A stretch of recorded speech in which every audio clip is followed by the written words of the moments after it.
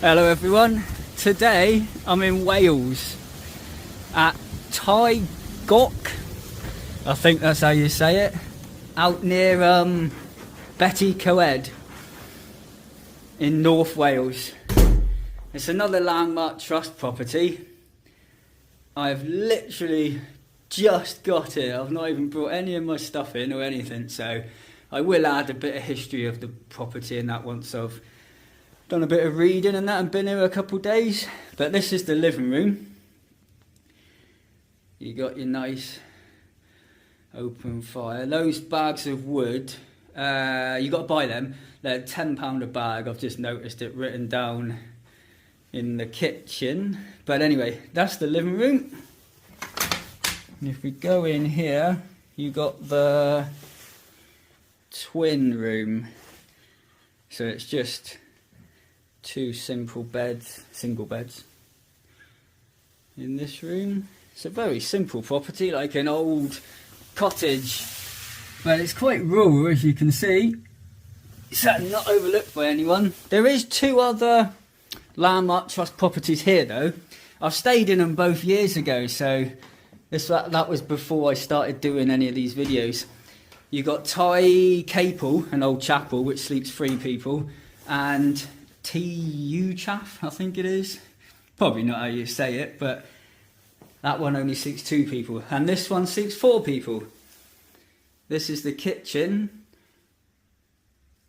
I'll probably take a little walk around later on and do a video of the other 2 properties. Not inside, but I'll show you them because they're quite nice. And that's it for the whole area then. You're quite rural, about 2 miles down a lane. And you're right out on your own. I think all you can see if you go for a walk is one farmhouse. But you're not far from the town. 20-minute, half-hour walk and you're in town, or just a 5-minute drive. That's a store cupboard. This is the bathroom. Just a bath in this one, so there's no shower. Yeah, very simple property, but it's nice and rural and peaceful.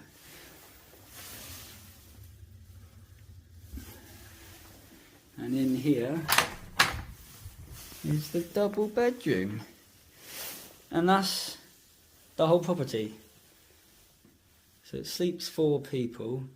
And to give you an idea of price, I booked it 2 years ago. I always book these 2 years in advance, so the price might have gone up a little bit. But basically, £300. That's Monday to Friday, 4 nights. Little wardrobe in there. Yeah, so, and it's for 4 of you, so if you split the cost, it could be a very cheap getaway. And they supply all towels and soap, washing up liquid, cloths, and well, anything you need really like that. You just got to bring your food, and that's the whole entire property. That didn't take very long to go round, 3.5 minutes or something. They give you some tea bags and sugar, and there's a pint of milk in the fridge and that for when you get here, which is always quite nice. Most of the properties do that anyway, but yeah, fully equipped kitchen. Got all you need here. It's really warm in here. It's really cold outside and raining, but yeah, it's lovely in here. And that looks like a nice fire. I certainly won't be buying their wood. I've bought my own wood and coal.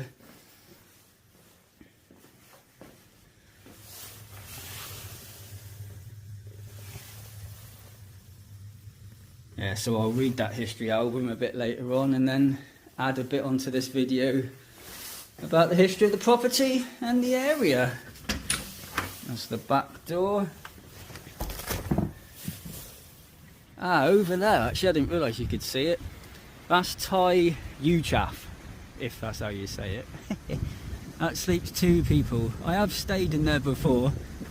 Yeah, it was quite nice, that one was. And as you can see, there's certainly no one else around. Lovely, just the way I like it.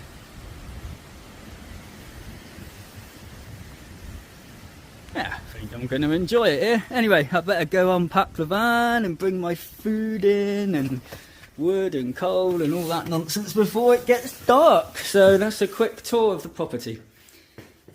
Thanks for watching.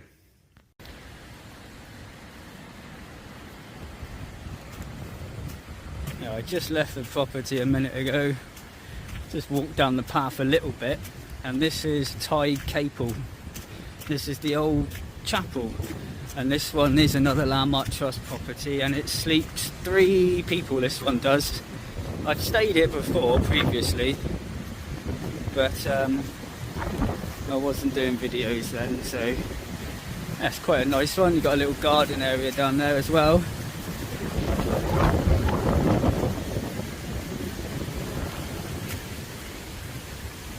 And then to give you an idea of how you get to the property, well, it's very wet and muddy and slippery, the path, because you've got to park a bit of a distance away, because they're quite remote properties really, out on their own.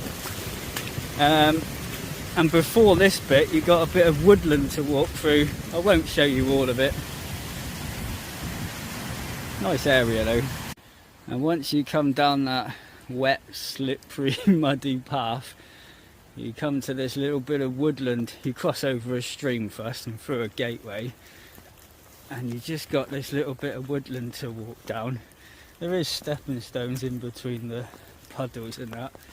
Mind you, it's not always quite so wet. I am here in November.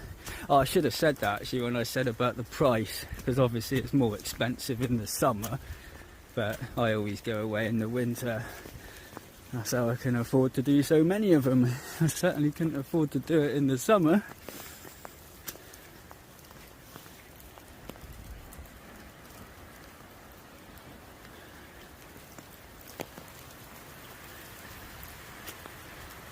Yeah, and as you can see here, the cars are, this is where you park up, and it's about a 10-minute walk to the properties. Out of the 3 buildings, they know less about the history of Tai Gawk than Tai Cable and Tai Uchaf. So there's not actually all that much written about Tai Gawk where I am now in the history album. All 3 of the buildings that have become landmarks evoke strong memories from local people who have known them within living memory. So that apart from Elise Owen, who lived there in the 1890s, when the chapel was being rebuilt, we also know that William Bright lived in Tai Gawk from 1927 to 1957. It was Mr. Bright who first dammed the stream to make a swimming pool for his grandchildren. Although most of what remained when we bought it dated from the 18th century, the fact that Tai Gawk contains the remnants of a cruck frame suggests that its builders may have purloined materials from an earlier building on a near site. Tai Gawk needed considerable work by the time Landmark acquired it. The roof was in a bad state and had to be redone completely. Luckily, there were some slates to be used up from the original roof of the bath tower in Carnarvon. They are the large ones on the front of the building. There was no room to fit a kitchen and bathroom into the existing building, so they were added on to the back. The stone for the extension came from stone from cottages between Tai Cable and Tai Gawk. Ah, they're the old ruins I walked past earlier on. You pass them on the way up here. The local joiner designed and built the kitchen cupboards, and local slate flags were laid on the sitting room floor. The low wall at the front was built, and the hillside dug back behind to prevent damp. And that is literally all that is on Tai Gawk in the history album. So there's loads in there about Tai Uchaf and Tai Cable, but that's the cruck they're on about, above the fireplace. Anyway, yeah, so there's not much history on this property. They don't really know a lot about it. So there's not a lot I can really say. It was just built in the late 18th century, and Landmark acquired it in 1968. They acquired Tai Cable in 1967 and Tai Uchaf in 1998. So yeah, now they own all three of them out here.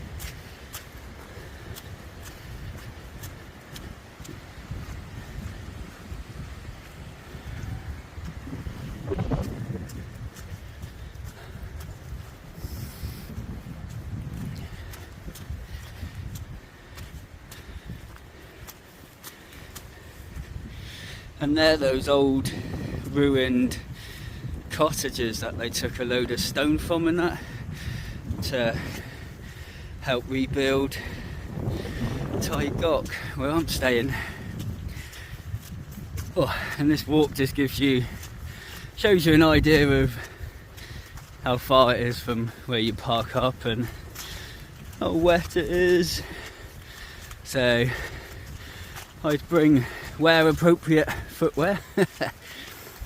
See most people in wellies, but I've just got my walking boots on. But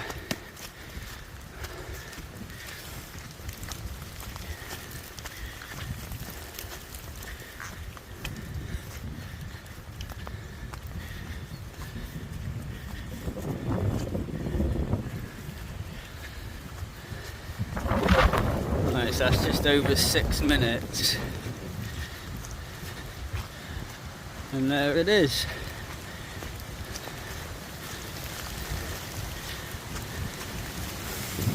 So it's not too bad.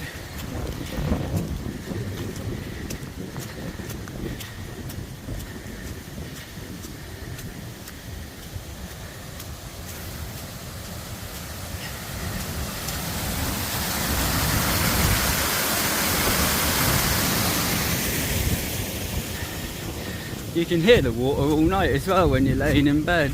It's quite nice. Anyway, that's the walk from the van to your property.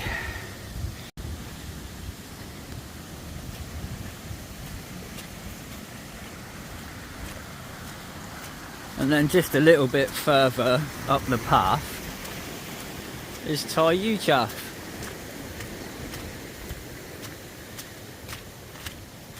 And this is the final property. There's just the 3 properties. And that's it. All owned by the Landmark Trust.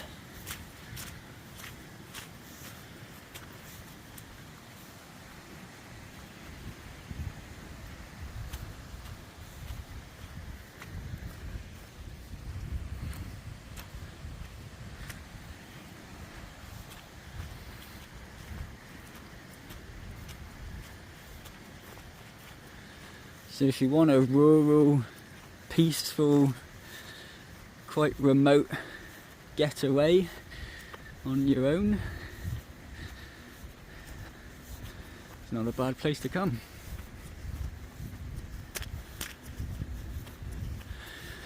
And this one, Tai Uchaf, only sleeps 2 people.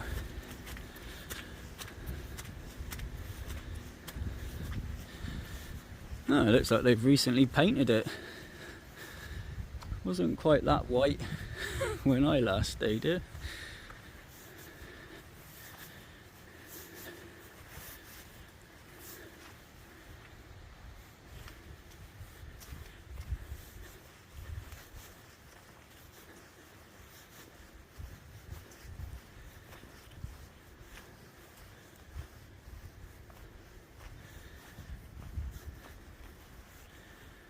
And this is it.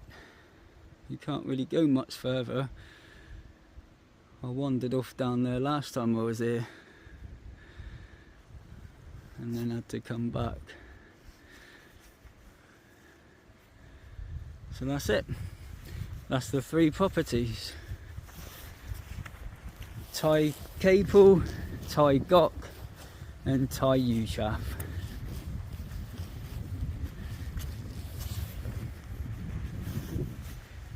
I'll be off to the library in Devon next week. It looks like a nice one actually. It looks really big and spacious, and yeah, I'm not sure what part of Devon.